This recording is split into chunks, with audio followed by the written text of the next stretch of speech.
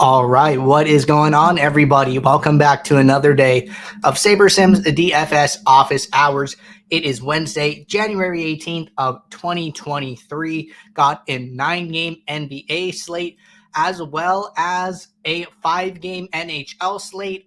For those of you playing PGA, probably building your PGA lineups today. So should be plenty to talk about. If you guys have questions, now is always a great time to get them in. You can throw questions in the office hours channel over on our Discord server. If you guys are not joined up in our Discord, there's a link in the description below to get joined up. Highly recommend it as always. Always talk about all the good conversations going back and forth in the Discord channels. That continues. That remains to continue. Aside from that, if you have questions and you're just tuning in, you can throw them in the live YouTube chat. We'll get to all the questions before the end of the show today. Only one question to get us started here. So if you guys have questions, now is a great time to get them in. As always, I'm going to start here, and then we will see where we go from there. But that being said, let's get SaberSim pulled up here, and let's get rocking and rolling. So I'm going to hover over to NBA, and it looks like this first question here came in from Snowman11. So Snowman said, I want to add 2 different 20 max lineups. How do I name each one so I can see the difference in DraftKings? This is a good question, right? Just first things first, if you are playing 2 20 max lineups, I would probably consider building those together and just building 40 unique lineups, right? If I were playing 2 20 maxes, that kind of is in line with the DFS profit plan and the way we suggest building our lineups. What I would rather see somebody do is, I have 2 20 max lineups. I'm going to come in here. I'm going to set my build settings, and then I'm just going to change this number of lineups to 40 instead of 20. And then I think that, the best way to probably handle this in the post build is to, make your changes, do what you got to do. And then when you actually go to fill these entries, fill them using unique rank. If you guys aren't aware, unique rank is now the default fill method for contests. And we made that change intentionally. It used to be rank. It is now unique rank. The reasoning is that, if somebody comes on just using the tool for the first time, they're not going to be duplicating lineups across their contests. We really stress it is better to play more lineups and play more unique lineups. So that just helps people do that by default. I think that, you could build 2 separate 20 maxes if you like, but I think there's nothing wrong with building them together and then filling them that way, filling them unique rankly with your higher dollar or the one you care more about on top. And then that making sure that your top 20 lineups go into that contest, and then your next 20 lineups go into the second contest. That way, if your highest scoring lineup is in that second set, at least that you got your best contests into that higher dollar one, and a little less reason to be upset. But if you're set on building 2 sets of 20 maxes, that is totally okay. What you can do is you can run and build, and then you just hit this pencil icon over here. And then what you say, maybe you say like $4.20. And then, if you're playing like over on DraftKings, and then you can just run a second build here and then just name this second one $1.20. What will happen is when you go to fill your entries, these names will be reflected, right? You'll be able to see like the set that it came from. I don't have any entries loaded up here today, but so I can't demo this perfectly here. Well, I mean, we could probably just do this really quickly here. So I'm just gonna go. People ask me, how best way to reserve entries and stuff. I think it's easier to reserve on the phone for the DraftKings app rather than set a dummy lineup and then have to go through and like iterate through it. The phone app makes it like really easy to do, and you're just able to sit there and just reserve entries without a lineup. I think it makes it a lot more simple here. But I'm just going to reserve 2 contests really quickly here. And then what I'm going to do is I'm going to hit this fill button, and I'm going to hit this download template file from DraftKings. I'm going to drag this over here. And then I just entered these 2 contests really quickly, right? So what's going to happen is that, we can see that the name from the set is actually showing up in the fill entries. So if you have different named sets, but the same number of lineups, that's fine. You'll be able to tell the difference in the post build, which is basically what I was getting at, right? If you have two that say 20 dash a time, and you're not paying that close attention to what time that these lineup sets are saved, as long as you name it, the naming convention will show up here, so you can differentiate and separate that as you see fit. But yeah, so getting back to what we were talking about, the fill method is now unique rank by default, much better in my opinion. But good question there, Snowman. Let me know if you have any follow-up, and we can talk some more about that. For those just tuning in, that was our last question. If you guys have questions, that was a great time to get them in. I am going to go over here and see what the slate is looking like tonight. I saw there's some pretty big contests over on DraftKings and FanDuel for those NBA Sharks out there playing, the 888 or the 1500 over on FanDuel. Good luck to you, and I hope that you guys take those down. But yeah, pretty big night. Wednesdays, they tend to run these bigger contests from time to time. I know that they ran the Millie like 2 weeks ago, and then now having a couple other big contests. Not going to be playing those myself tonight, but do give you a little itch to want to play some NBA DFS overall. But I'm going to do like a little bit of a slate preview here and kind of see what's going on, and until some other questions roll in, and then we will go from there. But that being said, here looks like not a ton of value on this slate. I saw Terrence Mann started yesterday, saw Paul George was back. I don't know if Paul George is going to play the second leg of a back-to-back. Okay, he is not. And Kawhi Leonard is not as well. So it makes sense that we are seeing some value open up on the Clippers. This Luke Kennard question was pretty interesting. He has played regularly, probably in November, and has been injured a lot through December. So, him being questionable and min price, I don't think he's played recently. So maybe if he comes back, he's on a minutes limit, but I think that his salary might be a little too low if he ends up starting or something like that. Right. But that remains to be seen. This is our too early takes, but that's okay. We're just trying to see what's going on. I think Reggie Jackson did not play yesterday either. I would have to check that, but pretty interesting. Some of this Clippers value could end up being really good, determining about where the chips finally fall in regards to their team. But got some value looking like on the Clippers there. Going to be interesting to see how people handle that. And aside from that, just looking at this test build that we just ran here, where does SaberSim want to go, right? So open this up to the total number of lineups here. I'm going to shrink this down so I can see a little better and see some of that pool exposure. So let me move some columns around here. And now pool exposure is showing up. Well, actually, we have it opened up to the pool, so seems fine there. Terrence Mann, seems like really strong play. Also, one of the highest owned plays of the slate. Looks like these value plays are probably good. I don't know what is happening with Charlotte, so that's another thing to go and look at over here. So I'm going to check out what is going on with Charlotte. And what do we got here? Gordon Hayward's out. I think Kelly Oubre's been out with a hand injury. And then LaMelo and Scary Terry should be in. Yeah, Terry Rozier was hurt for a while, dealing with a hip thing, but he's been playing. So kind of interesting. I know Jalen McDaniels has been playing really good. I think he had 28 points the other day and played really well, but I'd be interested to see if this is is he a mainstay right now? Is he starting a lot, or is this some recency bias? So just some early things to look at if you are playing NBA. Those are my initial thoughts. But see a couple questions rolling in here.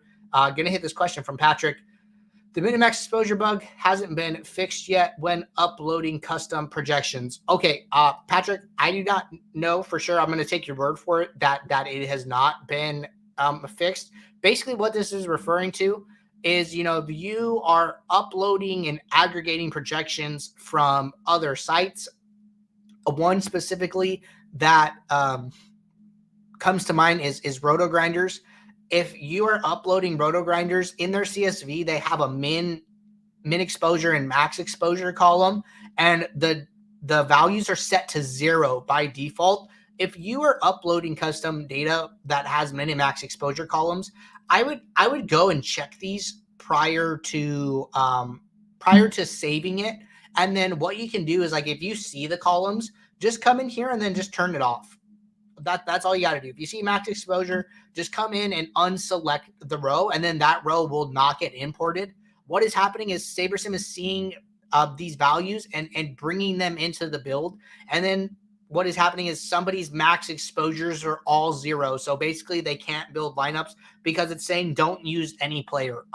2 ways to fix that are upon upload, like we just talked about, unselecting these columns, or after upload or before you run a build, just come in and spot check these and make sure that the min exposure is 0 and the max exposure is 100. We do have these like column header resets here. So like if I were to, do a couple changes, as soon as I make a change to these fields, you get this mass reset icon. So, you don't have to come in here and click every single individual one. You can just come up here, reset. It's only going to affect this one column, and then it will reset them all to default. Same here, if these are all 100, and then I just came up here, hit this min exposure, it is only going to reset this one column. So that is another quick fix if you guys are uploading and aggregating and having issues with min and max exposures being caught by the builder. So I would check out those two.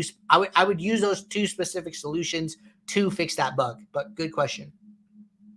All right, Franklin said, "What's up, Andrew? How do you stack your point guard with your power forward or center? I see you can only do it with the opposing team."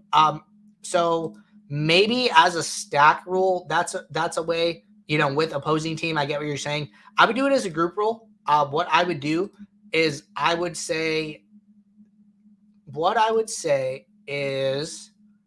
if at least one, yeah. So DraftKings has,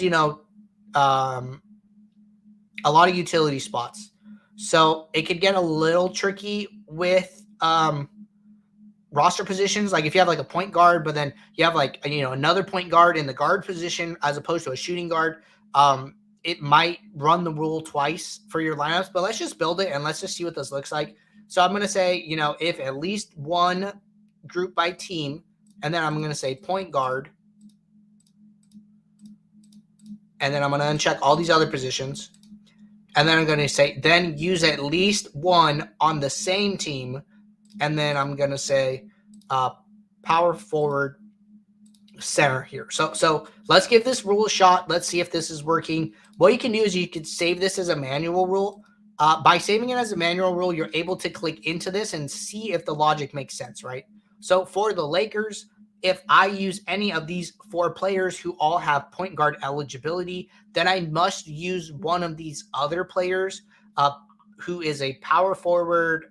Troy Brown probably has some position eligibility here. We can check that. Yeah, so small forward, power forward, a center, Toscano Anderson, also a power forward, Wenyen Gabriel, also a power forward or center. So this looks correct based on, the details that you gave me. So I'm going to save this rule. That rule will be the same for all teams here. And then we can just run a build here and see what that looks like. I am interested to see. I think you might end up with 2 game stacks more often than not.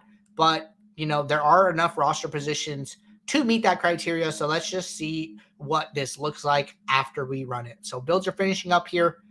Franklin said, thanks. Don't thank me yet. Let's make sure this works, right? So I have LaMelo, and then I'm getting PJ Washington in the power forward. That's great. And then see here, I think this is what's happening. Terrence Mann, is point guard position. So then now it is making sure that Zubac is in the lineup as well. So because players have multi-position eligibility, I think that this is going to happen, more than once, because it's going to need to satisfy the rule for the point guard, and then it's going to need to satisfy the rule if a point guard is used in the guard position. So you might end up with like more game stacks than you might have been hoping for. But nevertheless, I don't think it's the worst thing in the world to have some, 2 stacks. It looks like, we have a lot of 2-2-2 stacks here. I don't know if you would like normally see this or not, but I think it is a result of the rule. But nevertheless, that is how you do that rule, Franklin. Let me know if you have any follow-up, but it looks like you are good with that there.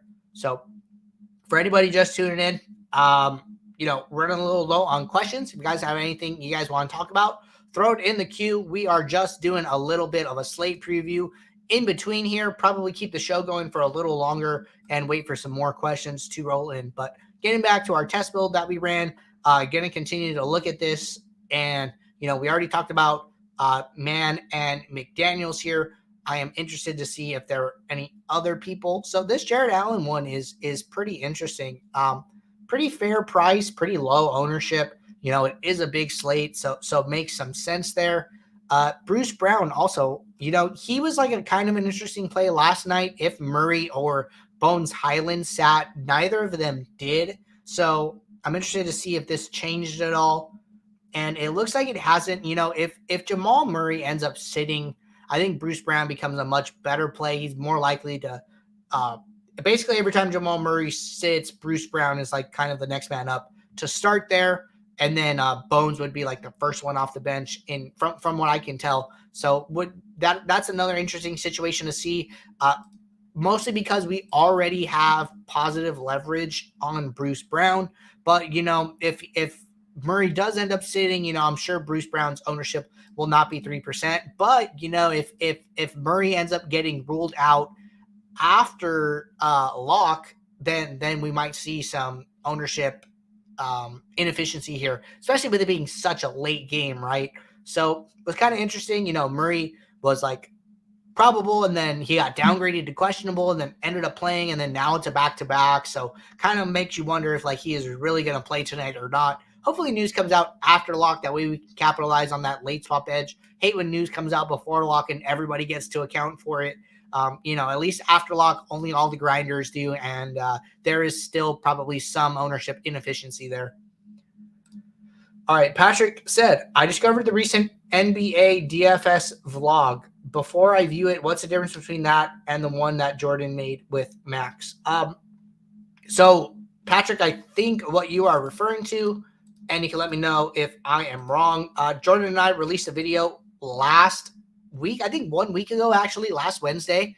If you go over to our playlists, how to beat NBA DFS in 2022, and then we just released this video, upgrade your NBA DFS process with this NBA research strategy. Patrick said, yes, this is the video he's referring to.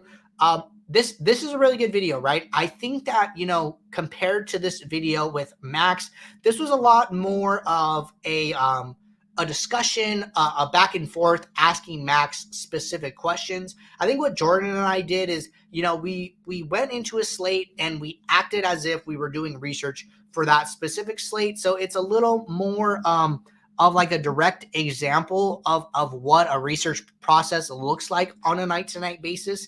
I think they're both great resources. I would take some things from both videos and apply them to your process.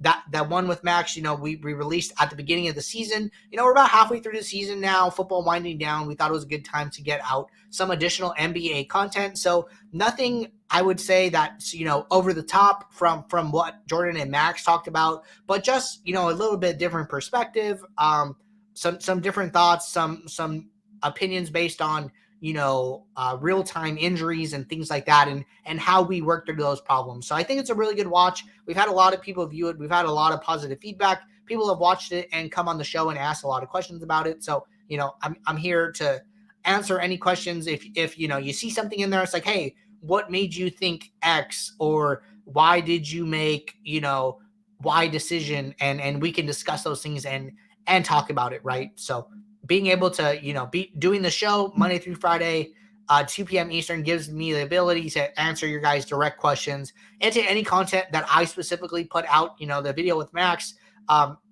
it's great to have Max on, but Max is a busy guy, and he's not always as available to answer your guys' questions on a day-to-day basis, and I cannot always get in the mind of Max Steinberg. So I think it's a good video, and would recommend for anybody watching to go ahead and check it out. But really good question there, Patrick. All right. Going to get SaberSim pulled back up here, and we can keep chatting here. So where were we?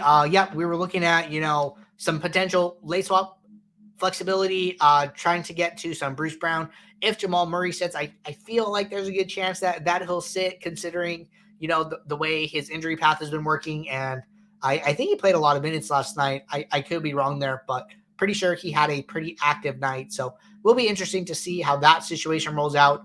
Got some pretty big game totals, in these later games, a 244, 245 total, Sacramento and the Lakers. This looks like a 237 total. So some pretty high scoring, supposed to be high scoring games on the later half of the slate here. So it should be a fun night to play DFS. It is a 7:30 Eastern start again. Haven't had any games in the last, today and yesterday at the regular 7 p.m. Eastern start, but should be a fun night of DFS. All right, everybody. Haven't had any questions roll in. I guess we will save the questions for tomorrow's show. If you guys have questions, after this show ends, while you're building your lineups, throw them in the Office Hours channel in the Discord. That'll get us a steady queue of questions to get us rolling for tomorrow's show. Do see one from Patrick here, said, how do you identify player salary inefficiency per slate? I think that's actually a pretty good question. I think that one way, I think we're talking about somebody like Luke Kennard here, who's at min price. What I would probably do, and I'm just going to pull up my screen for this, is I would probably go and look at when he was playing, and then look at what his salary was, right? So I talked about, I'm almost positive he was starting for a while, and when he was healthy. So I'm just going to go look up Luke Kennard here, and then go over to his game logs, 2022, 2023.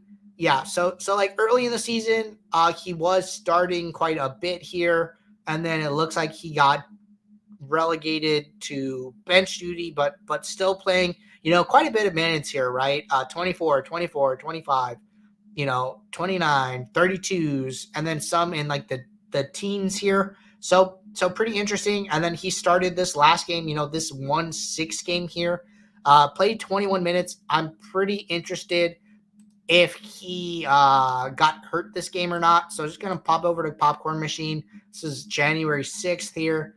So going to scroll down and hop on this Clippers game.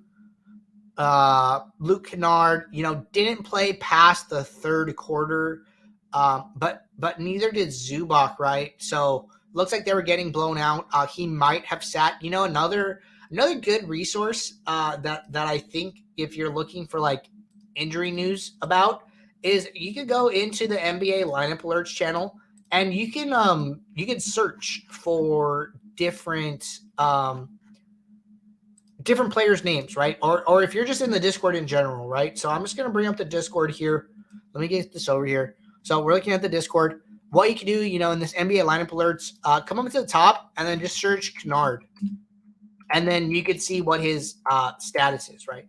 So he's been dealing with a calf injury, hasn't practiced, ruled out, hasn't practiced, ruled out, questionable here. Okay, so this is what I'm looking for. Luke Kennard calf won't return Friday. So that means that, to me, he got pulled out of the game and didn't return. He didn't just sit because they weren't playing. So I think this is a good way if you're looking for somebody's been out. What are they dealing with? Just come into the Discord and then pop their name up here, and then you'll be able to see all the tweets from Underdog with that player in it. So I think that's a good little trick that enough people probably aren't aware about, but tends to work pretty well for me. So it looks like he got hurt. Hasn't played since. So I'm a little concerned about, the number of minutes that he's going to play. If he does end up coming back here, we already do have him for 21 minutes.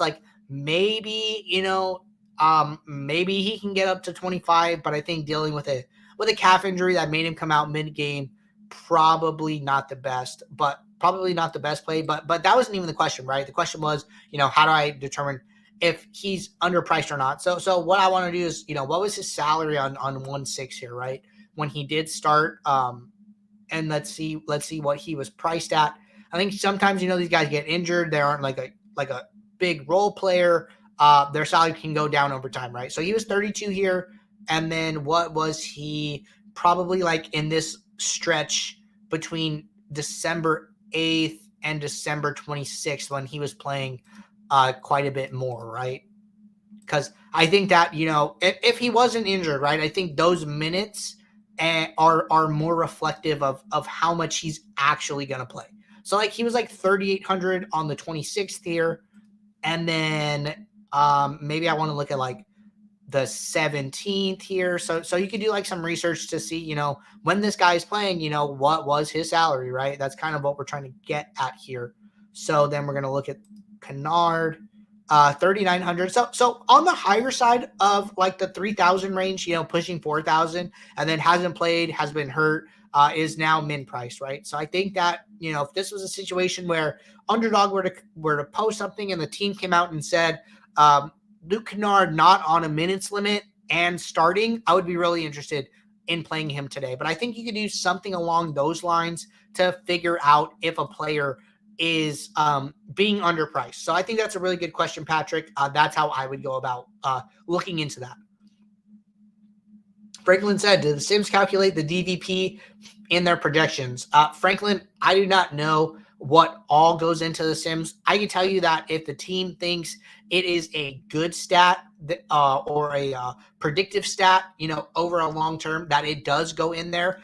I from what I've heard, DVP or batter versus pitcher and MLB is not the most predictive stat because the sample size is so small. So I know that the team does not like BVP for baseball. I do not know if they use DVP in this instance, but I feel like probably the answer is no. If that is something that is important to you, what you can do if you are on the pro plan is you can upload custom data, right? So you come into this upload, you can have a column that says DVP, and then what you can do is you can hit this add custom column button, and you can name it whatever you want. And then it says my column. So then I would just change this to DVP, and then it would have all your DVP values. You could sort by that high to low.